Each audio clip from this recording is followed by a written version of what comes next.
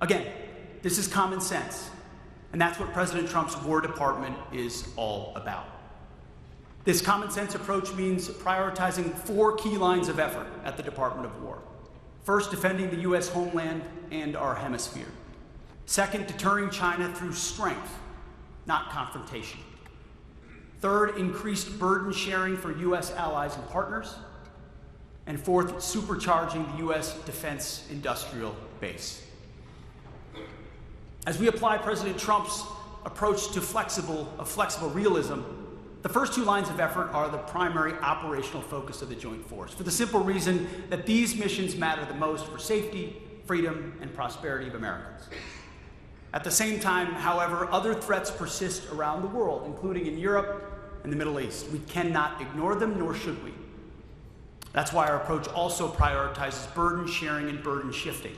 Indeed, for the first time since Reagan's era, allied and partner burden sharing is no longer an afterthought or a nice to have. Today is a core element of our national defense. And finally, the 4th line of effort, maybe the most important, supercharging America's defense industrial base, underwrites everything else. Last month, I gave another speech in Washington, this time to defense industry leaders, to announce a department-wide, not reform, a transformation of requirements, acquisitions, and foreign military sales. Our objective is simple if monumental. Transform the entire acquisition system to rapidly accelerate the fielding of capabilities and focus on results.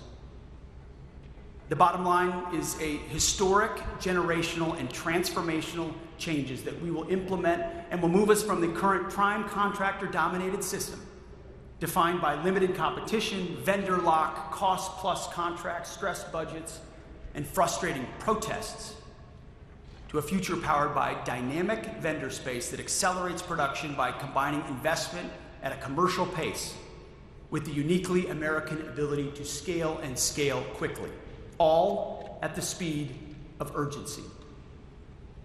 That speech stands on its own. So I'll spend the balance of my time here talking about the other 3 lines of effort, the first of which are defending the U.S. homeland and hemisphere. The Biden administration was more concerned about Ukraine's borders than our own. They tried to make it controversial to say that border security is national security, but that is, of course, absurd. Border security is national security, and we are prioritizing it accordingly. Since January 20th, at the direction of President Trump, the Department of War has made it a top priority to defend our nation's borders, to get 100% operational control of that border. We did so by surging forces, where our troops partner with DHS and CBP to seal the border. Under Joe Biden, tens of millions of illegals, and we have no idea where the hell they came from or where the hell they are, flowed across our border, not to mention lethal narcotics responsible for the death of hundreds of thousands of Americans. Today, the number of illegals crossing into our country is 0.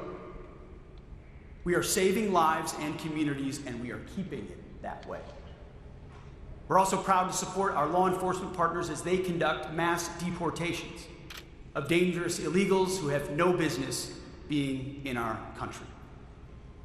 We'll secure the border in part by organizing, training, and equipping units specifically for border defense missions, including operations in the land, maritime, and air domains, alongside our interagency partners. We're also leaning on our Mexican counterparts to do more.